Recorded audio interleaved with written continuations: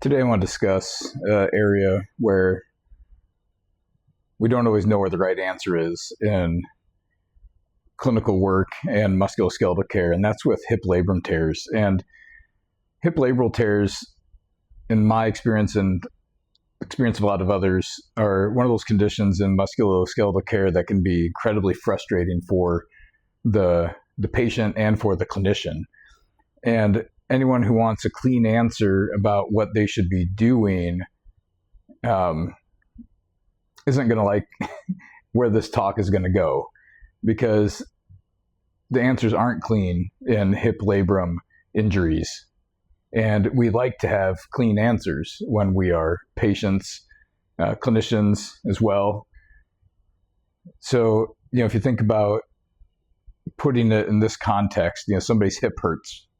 Then they go to get an MRI, and the MRI shows that there's a tear in the labrum of the hip. And maybe there's some sort of abnormal bone growth in the area around the joint. And these are, in the literature, they call these things cam and pincer morphologies. Maybe they also see some early degenerative change in the joint space, maybe some cartilage damage.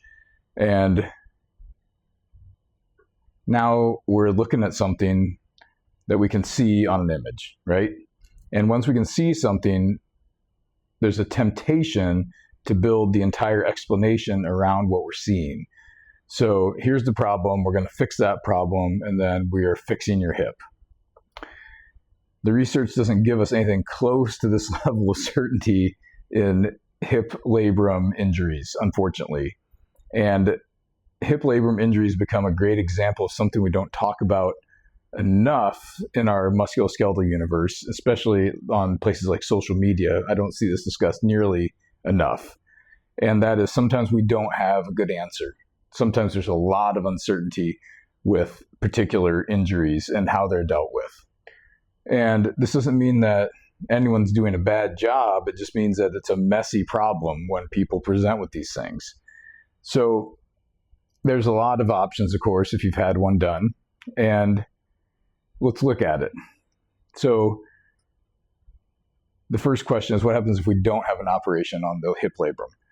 So we're starting with conservative management. And someone with a symptomatic labrum tear and a femoacetabular impingement issue can improve without surgery. And that's absolutely true. It can be done. And there's randomized trials that compare hip arthroscopies with structured physical therapies and modifying activity. And there's one thing that will show up pretty consistently between the groups that have surgery and the groups that go through activity modification physical therapy. Both groups will improve. And there was a trial in the United Kingdom called the Fashion Trial, and they did randomized look at 350 people with a symptomatic femoral-acetabular impingement, and they looked at hip arthroscopy and structured individualized physical therapy programs, and a year later both groups were better, right? The surgical group did somewhat better on average than the non-surgical group. And the difference between the two favored the surgery in this instance by about 7 points on this 100-point hip outcome scale. So it was just past the threshold for what the researchers were establishing as clinically significant difference. So in that instance, we can say, like surgery won, right? But that's not the same thing as saying conservative care failed the people, because it didn't, because the people who had conservative management improved without the surgery as well. And we have this randomized trial published in the British Medical Journal, and that had something similar results, that surgery produced better average outcomes than physical therapy in the short term. But then there was this randomized trial that involved active duty military personnel, and at 2 years, the researchers found that there wasn't any significant difference between the surgical group and the physical therapy group. But there was a major complication in that study, is that a lot of the people that were originally assigned in the physical therapy group eventually chose surgery within those 2 years.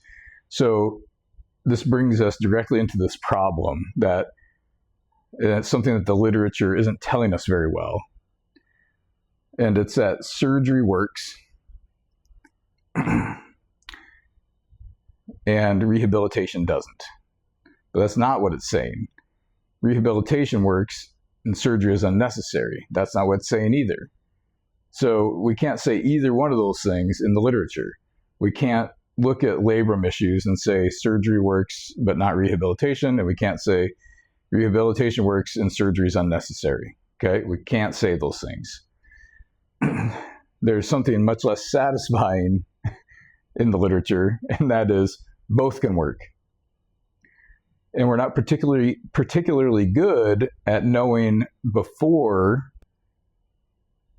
that which person in front of you is going to benefit from one or the other. So it gets very messy. And can we turn around and predict who's going to fail a conservative care plan? And this is where things start to get really interesting in the literature. So I started looking at this question a little bit deeper, and I expected that I would find some reasonable amount of research identifying a patient that is likely to, quote, fail a rehabilitation plan. And there just is not literature that supports that. But we do have some clues. So if we look at people that have significant levels of arthritis, cartilage damage, degeneration around the joint, those people tend to not do as well with just a rehabilitation approach. And there's certain shapes of the hip that might increase the likelihood of somebody eventually deciding to choose a surgical intervention to help with their labrum tear. But there isn't like this reliable collection of findings that I can examine you and then look at the MRI and listen to your history and say, you are not going to get better without surgery. I can't say that. We're just not good at predicting those things. So there was a prospective study that was following younger patients with femoroacetabular impingement issues. And they went through a treatment approach that started with rest, activity modification, and physical therapy. And 70% of those people ended up avoiding surgery just with those interventions, just with physical therapy and activity modification. 70% of that group was able to avoid surgery. And then another group avoided surgery after having some sort of injection. And ultimately, about 18% of the people that they were looking at underwent an arthroscopy during the initial follow-up period of the study. And then they started following these people out longer, and the improvements in the people that were successfully treated without surgical intervention, so the people that chose that 70% of people that chose to not have surgery, they generally persisted in their improvements. So whatever improvements they got from just activity modification, physical therapy persisted out into the long term. So there is an opportunity there for certain populations that conservative treatment is helping delay some sort of surgical intervention. And it appears to be enough in some populations, not in everyone. But the issue is we can't figure out who those people are going to be before we start treatment. So the literature actually helps us predict something else a little bit better. And that's what becomes strange, is we're not very good at predicting who is going to need an arthroscopy, but we've become pretty good at identifying who is less likely to benefit from an arthroscopy. And you have to understand that those are different questions, because across thousands of surgical cases, there's several characteristics that continue to show up in people that have worse outcomes after an arthroscopy. And those are people that have high degrees of arthritic changes in the joint before the arthroscopy, people that have more cartilage damage in the joint before the arthroscopy, people that have what's called the narrowing of the joint space compared to what you would consider normal, people that have had symptoms the longest, and just overall more, quote, like degeneration in the joint before the procedure. Those people tend to have worse outcomes when having surgery than not. An older age of the person can predict a worse outcome, but not quite as well. And that usually has a lot to do with the longer you live, the more likely you are to see, these degenerative changes in the joint than the fact that you're older. So you could be old and not have a lot of degenerative changes, and it would work pretty well. But the joint space data, the data on that joint space is very striking. And once that space between the bone and the hip becomes very narrowed in what they consider normal, the probability of eventually needing a hip replacement is going to increase dramatically despite having the arthroscopy.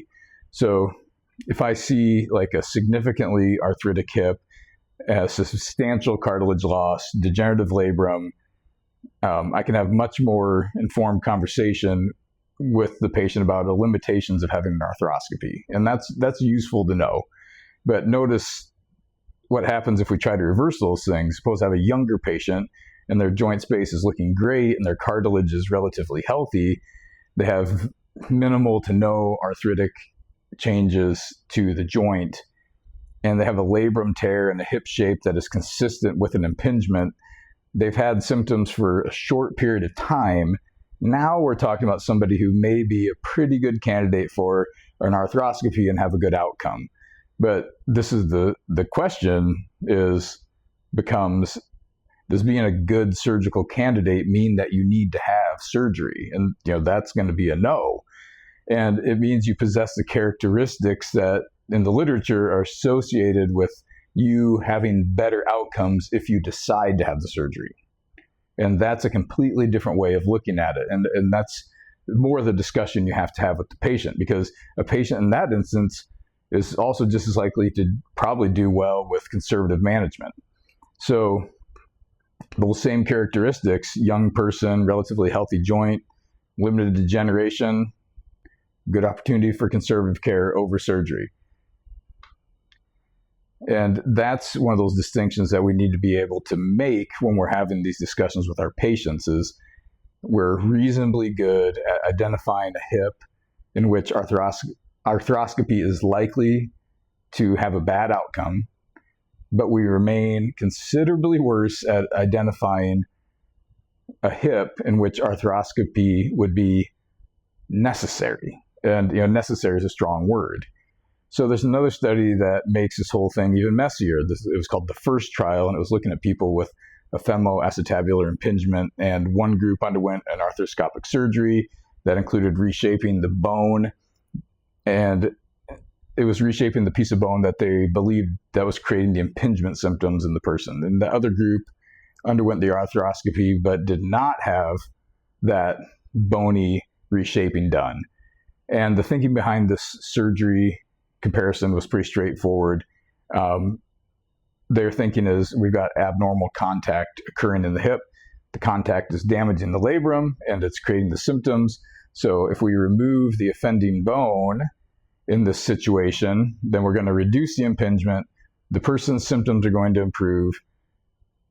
And the problem is, after 1 year, between the people that had the bone reshaped and the people that didn't have the bone reshaped, the difference in their pain between those two groups was essentially non-existent. They both end up feeling the same down the road.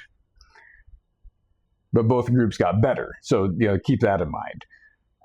And it's not a perfect sham study, but both groups did undergo an arthroscopy procedure, and surgeons could address certain labrum problems. And there's an important difference that comes in later, though, is the group that didn't have the bone corrected ended up having more operations down the road. So that's something to think about too. So I'm not using the study to argue that reshaping the bone does nothing. It's making a different point, is that our explanation for why an intervention works can be much more certain than the evidence supporting that explanation. And that's important to know. Because patients understand, or patients deserve to understand, the difference between those two things. So if we look at the long term, then maybe surgery wins out over the next 10 years. Maybe correcting this abnormal anatomy will help protect the joint in the long run, and maybe removing that impingement will prevent progressive cartilage damage, and it'll eventually prevent arthritis in the joint. And that's a plausible argument, but we don't have great evidence that that is actually what is going to happen. There's long-term studies that show people can have very good outcomes many years after a hip arthroscopy, but those studies don't look at a more important question, and that is what would have happened if that person didn't have surgery. And that's a comparison that we need to have, and we just don't have good, high quality studies that are looking that far out, comparing having a hip arthroscopy to not having one. So we just don't have a confident answer for people. And we cannot currently say that arthroscopy reliably prevents the development of arthritis or eliminates the eventual need for hip replacement. We can't say that either. And it might change that trajectory for certain people, but maybe it doesn't. And that comes back to the first point, is we don't really know. And the thing to understand is that's an okay response, that we don't really know. And healthcare has become very uncomfortable saying those words. We don't know. Patients want an answer. Clinicians want an answer. It's easy on social media to wrap things up tidily and say you have the answer. And if you've been dealing with hip pain for 9 months and somebody finally shows you this MRI with this labrum tear on it, talking in uncertainty isn't particularly satisfying at that point. You want someone to tell you, here's the labrum tear, that's why your hip is hurting, and now we're going to go fix it. And there is instances that explanation could be correct, but a lot of times that explanation is not correct. And some people will have a labrum tear and it doesn't hurt at all. We see that all the time. Some people with symptomatic labrum tears get better without changing anything about the structure. Some people struggle despite going through months of thoughtful, well-progressed rehabilitation. Some people undergo arthroscopy and get dramatically better. Other people undergo essentially the same operation and continue to have extreme symptoms. And this is just the reality of this particular injury and the interventions we currently have. There's a lot of noise in the system. And I don't think our job as clinicians is to completely try to eliminate uncertainty by creating a story that sounds more confident than what the evidence currently allows us to say. Our job is to help people make decisions inside the uncertainty that we have. So what are we supposed to do? For many patients without significant arthritis or major joint degeneration, a reasonable trial of conservative care makes a lot of sense. Modify what they need to modify, build their strength, gradually expose the hip to greater ranges of motion, increase the loads, find out what the person can tolerate doing, find out what changes, find out what doesn't, continue reassessing the situation, and the response to each treatment and each change you make for that person is just giving us good information as well. And the research, it's important to know, suggests that trying rehabilitation first doesn't appear to ruin the outcome if someone ultimately decides to have surgery later on. And that's important to know. We aren't necessarily closing a door by starting conservative management, but the opposite matters as well. If someone has worked through thoughtful conservative process, continues to have substantial symptoms, understands that the potential benefits and limitations of arthroscopy appears to be an appropriate candidate for surgery, then surgery can be a completely reasonable next step for them to take. And this isn't an argument for or against surgical intervention. It's an argument that everyone should just keep doing, and it's also not an argument that everyone should just keep doing physical therapy indefinitely. It's an argument for being appropriately uncertain with the situation. And that's probably the point that I want everyone to leave with, is that a tear in the labrum just gives us some information. A cam morphology is some more information. Cartilage damage, a little more information.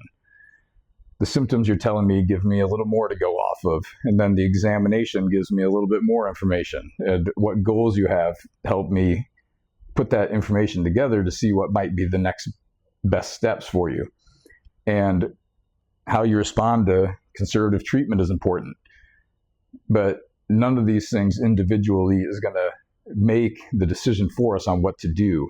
And that's why these cases can be extremely frustrating, because they're messy and they're noisy, and sometimes two reasonable clinicians can look at the same patient and disagree about what they should be doing next. And that doesn't mean that one of them is incompetent. The available evidence simply doesn't give us the certainty that we would all like to have. So maybe the goal isn't always to find the person who can give you the most confident answer. Maybe we need to just find someone who's willing to tell you what we know, what we don't know, what your reasonable options are, and what we'll do if the first option doesn't work. Because with a hip labrum injury, we've gotten pretty good at identifying the hips where an arthroscopy probably is not going to solve the problem. We're still far away from identifying a hip where arthroscopy is necessary. And until the evidence there gets better, sometimes the most accurate thing for us to do as clinicians is just say, we don't know yet, but we have a reasonable place to start, and what happens next will give us more information on where to go after that.